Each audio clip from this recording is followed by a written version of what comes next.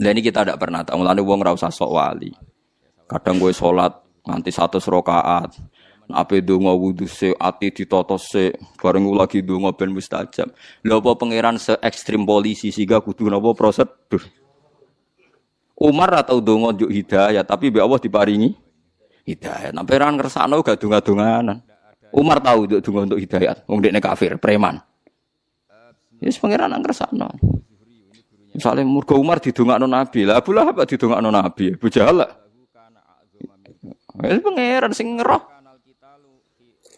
Musa ping pindho jotos tiyang disalahno pangeran. Sing kedua niku wonten tiyang pedagang surujud dabah. Dadi napa cara sakniki pelana napa sing dienggo makai jaran napa cara mriki.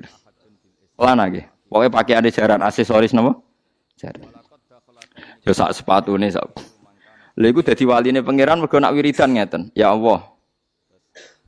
Kalau engkau mau pergi dan butuh kuda, pesan teng kula. Nanti pelananya tak bikin terbaik. Nak jenengan badhe lunga tak siapno sepatune. Podene bae.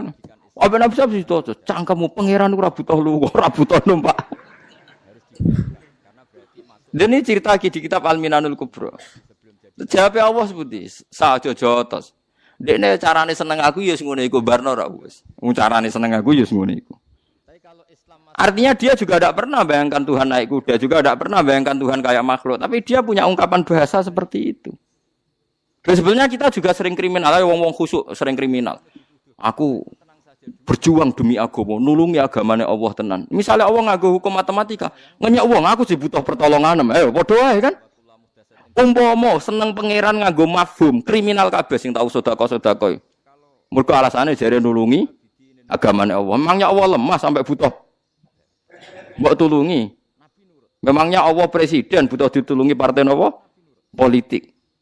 Sama kan ada menghina Tuhan kan? Tapi wong muni nulungi Allah niate seneng ya wis ora ono mafhume. Bahasane wong seneng ora usah hisab, bahasane wong seneng ora usah dilogika. Pokoke ngene iku ungkapan seneng. Paham sih kalau maksudnya. Dadi angel iki, mulane sampean ora usah lah ngukumi wong liya bareng ora usah. Mulane aja koyo Imam Sa'roni kan. Mana sampean ape salat qobliyah salat ae, ape witir, ape dalail wae lakon iki. Rasa apa-apa. Kiai ora tau salat qobliyah. Ilmumu sepiro? Para kembek pangeran ku sepiro? Ora usah ngono. Banyak ulama yang enggak salat qobliyah padahal mencintai Tuhan. Hanya inginnya masyarakat sing awam koyo bakul, tani, tukang supir, tukang kernet. Ayo misalnya supir bis dinteni penumpang terus qobliyah sik. Bariku duhur, bariku badiah walah. Tapi berhubung fardu tok selesai kan? Tadi Pak tak salat sik. Salat bar, menak salate cepet. Karena itu orang gremeng, soalnya qobliyah sik. Padahal qobliyah duhur kesunatane papat, badiate papat. Duhure kesunatane jamaah jek pujian. Was. Mbok wong mikir kebutuhane wong akeh. Kowe kiai wong nganggur. Kiai ana sing salam templek penggaweane kiai. Entek qobliyah tambah salam templek ya akeh. Lah anak supir. Entuk apa? Kowe tambah khusuk citram tambah apik rezekimu tambah akeh. Lah anak supir. Orang kafir semuanya boleh mendiskusikan Islam. Mbok wong yo mikir. Saiki misale sing kiai dadi supir, jangan-jangan yo di pendapat, wah sebaiknya ndak usah qobliyah. Mbok wong ku mikir, mulane aja geman gedeng ulama. Sak kliru-klirune ulama iku paling asfaquli ummati Muhammad sallallahu alaihi wasallam. Ora ana wong sayang umat Nabi kaya ulama. Jadi duwe perilaku sing paling awam wis diperhitungno. Mulai dhisik Muhammad ora tau bodoni, mulai dulu Muhammad tuh gak. Kulo cek eling bapak riyen. Bapakmu wis sepuh senengane sarongan kaosan tok mlaku kinten-kinten 3 kilo. Nggih dolani wong ora jelas. Ya mboten kedunan, nggih mlampah, ora sandal. Nggih mlaku ngoten. Nggih lakoki tiyang. Badhe temu ndi? Iki lho delok dunya. Dunya kok didelok iki. Aku ngenteni mati nek mati-mati. Supaya malaikat Israil wayang wis kepen mati kok ora mati-mati. Ya akhirnya orang weling, ternyata dunia mau demi mati. Ya akhirnya kula malah rawani mati, gue malah lucu meneh. Aku ngenteni mati kok malah gue wedi mati. Wedenilah tetap mati. Jadi banyak ulama punya cara tertentu orang diingatkan mati lagi, orang diingatkan duit ora penting. Ngerti kok ya. Gede budi. Iki lho ngetekno dhuwit aja bingung ngono nek omah di dhuwit. Nak kula ora duit malah bingung. Aku malah keliru. Aku nak duit bingung. Mergo kepengin belanja. Aduh ora duwe ora kepengin popo. Senengane guyon Bapak kula. Nganti badhe kabudut iki guyon. Jadi ini pengertian nggih jenengan. Jadi ning Ihya ono kitabus sima wal wujdi. Wujdi itu ada rasa kecintaan pada Tuhan. Saking cintanya itu tidak punya bahasa, akhirnya awur-awuran, tapi ngawur songko banget senang. Lha iku ora kena hisab. Mulane kula berkali-kali di debat kiai. Ada orang punya uang 25 juta. Banyak sekarang yang tanya saya gitu. Gus, saya ini punya uang 25 juta. Kalau haji di Rembang sekarang itu sudah 2027. Teng mriki pinten? Nah, daftar haji sakniki pinten? 30 nggih. Teng Rembang sekarang pinten? 27. Lah niku menurut kiai fikih kan enggak boleh umroh dulu yang sunat ngalahkan haji sing napa? Wajib. Ya nggak gedene takok kiai kon daftar kaji. Bareng takok kula niku umure pun 50 Gus. 17 ketok wis bablas. Ya. Kita takoki lha aku kangen tenan mbek Kanjeng Nabi iki kangen tenan umroh aku sing tanggung jawab. Tapi jare kiai iki mboten angsal Gus, perkarane umroh iku sunat, haji ku wajib. Kangen ora ana hukume, nek kangen berangkat blok goblok. Wong kangen kok ana napa hukume. Bedakno sunat wajib nek wong ra kangen, nek kangen ora usah napa hukum. Kangen tenan nggih mbek Kanjeng Nabi, ya kangen wis berangkat umroh. Ya akhirnya berangkat. Soalnya teng daerah kula umroh alasan anut Gus Bae nek kangen ra ono hukume. Kangen ora ono hukume. Ya wong kangen piye oleh hukume wong kangen. Kula itibar kula nu aiman sing pemabuk nek kangen Nabi ya ora Nabi dene ora iso. Lho kathah lho tiyang saleh ngoten ku kathah.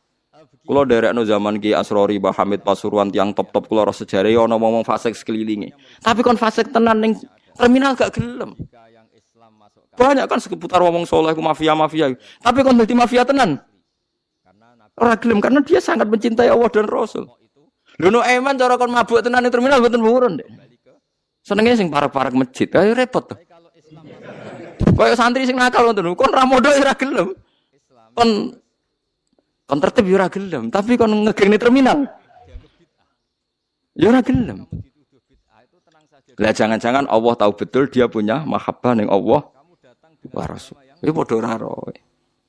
Kita sholat qobliyah badiah mergo wong nganggur. Jangan-jangan kalau kita jadi supir bis, ya berkeputusan ra usah qobliyah badiah. Apalagi ulama itu periwayat sejati, makanya Nabi nate dinyang. Ya Rasulullah betul engkau Nabi ya. Apa betul memang engkau mau nyuruh kita begini ya? Sholat 5 waktu ya. Tidak ada yang lain ya Rasulullah tidak. Jadi Ramadan ya. Tidak ada yang lain tidak. Itu kan masyhur hadis ini.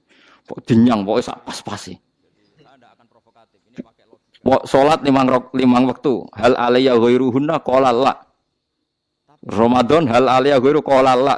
Terus terakhir wong Bedui muni fa wawah. Dek ini sumpah wawah la azidu ala dzalik wala angkus.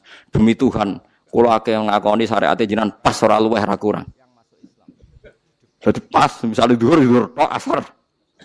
Fa wawah la azidu ala dzalik wala angkus. Tapi Nabi jawab apa? Aflaha. Intah apa aflaha in sadaqah dakhalal jannah. Wong iku ahli swarga. Kok nglakoni syariat itu sing pas-pas wae. Dan ini penting. Jadi kita harus sepakat qobliyah badiah itu sunat. Kita sepakat. Saya pun sering qobliyah badiah, mungkin tidak sesering sampean tapi ya pernah. Tapi ini jangan jadi gerakan massal karena kita umatnya Nabi sing satpam pirang-pirang sing supir pirang-pirang sing ya semacam-macam. Mana jogeman ke anut wong abid sing bodho iku ngrusak iku. Salat kok berlebihan kok wiridane jek suwi, wacane kudu sakmene. Malah kadang ana mari carane gedhek ngene. Waduh, kok kabeh kok ana carane. Ndak usah berlebihan begitu biasa mawon. Kok kita ora tau roh piye carane mencintaine umat ning Kanjeng Nabi Muhammad sallallahu alaihi wasallam. Mulane masyhur teng Twitter niku masyhur. Dan ini bisa dikonfirmasi tapi masyhur. Cerita ini saya tidak bilang sahih tapi masyhur. Sayyid Muhammad itu pernah mukasafah di makam Rasulullah. Ketika ada satu kelompok saf awal, Sayyid Muhammad tanya, "Man hum ya Rasulullah?" Qal hum ashabi. Saf kedua masih hum ashabi. Tapi wa mi warohi aswidatun azimah. Ada kelompok yang lebih besar banyak sekali. Terus Said Muhammad tanya, "Man hum ya Rasulullah?" Hum al-Indonesian. Itu orang-orang Indonesia mencintai saya. Ketika beliau sadar sampai beliau bilang saya mencintai Indonesia. Ternyata apa? Maulid di Indonesia itu yang bertato saja muludan. Itu udah ada di negara lain. Sing ora salat pun muludan. Berarti belum ada orang mencintai Nabi kayak orang apa? Indonesia. Sampai kiai pertama yang nerima cerita itu bareng ngecek, waduh, sing tatonan deh muludan. Ya kita tidak pernah tahu cara mereka mencintai Nabi.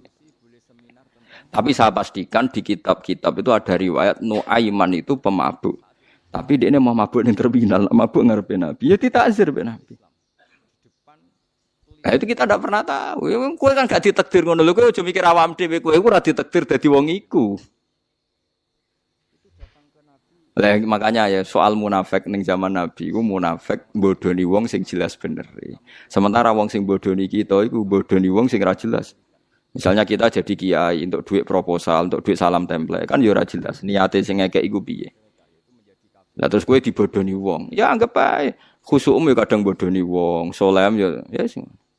Mulane Ki Hamid Pasuruan tau nangis ngendikan ngeten. Sowan teng Mbah Khalil niku pengasuh pondok Sidogiri. Itu walhasil Mbah Hamid itu sowan Mbah Khalil, kula niku soleh-soleh kula piyambak kok ujug-ujug dadi pangeran. Jadi kamane kan Mbah Hamid itu orangnya soleh, khusyuk. Beliau soleh, alim, istiqomah jamaah, istiqomah sholat qobliyah ba'diyah. Tapi setelah terkenal khusyuk karena ya orang sowan terus ngasih uang, ngasih macam-macam. Beliau sebagai orang ulama betul, ulama benar itu kan kecewa. Kecewanya kok khusyukku jadi duit. Karena Mbah Hamid raruhin, cara kita orang enggak benar kan, wah ini bagus lah kan gitu. Tapi beliau tuh nangis. Nangis sowan Mbah Khalil. Mbah Khalil itu masih mbah-mbahnya istri saya. Mbah Hamid itu ya mbah saya karena misanane mbah saya. Nggak, saya cerita ini supaya sampean tahu bahwa saya pantas dapat cerita ini. Karena Ki Hamid itu misanannya mbah saya, kan orang Lasem. Dalah sing disuwani itu mbah-mbahnya istri saya, Mbah Khalil. Jawabe ya iku urusanmu jen. Jawabe Mbah Khalil iku urusanmu. Makanya ndak ada ulama kecuali duwe sikap sinis sama umat supaya njagani ndak semua kesolehan iku gak dadi duwe. Makanya kayak seperti saya roh Mbah Dimyati Pandeglang itu ndak kaget, ndak mau nemuin tamu, beliau hanya sholat jamaah ketemu tamu mau liwat tok. Banyak ulama yang sinis itu jangan kira sinis malah buat dalili fal yukrim dhaifahu ilmumu sik amatir. Karena beliau tahu kalau saya terlalu ramah, terlalu terbuka, jangan-jangan semua khusyuk saya dikonversi jadi uang, jadi kehormatan. Padahal saya khusyuk udah untuk ini, makanya ada ulama model Bahtim yang tertutup. Nah, malah nak teng Bangilan jenenge Misbah nak ana tamu jek ning lawang takok, "Ana pokok rene?" Nyuwun barokah jenengan, wis tak barokah nak gak ganggu aku mulai. Iya, jajal. Tapi ada ulama juga yang hormat sama tamu. Kata guru kula Mbah Mun hormat tamu, Ki Arwani hormat tamu. Karena perintah Nabi fal yukrim dhaifahu. Tapi yang ndak hormat tamu ya banyak. Ya sampean tinggal ngikuti mana. Lah nek koyo kowe ora perlu anut, niatan uta ora ana tamune. Lah. Oh malah penak kowe sampean penak. Niatan uta ora ana napa? Ora ana tamu.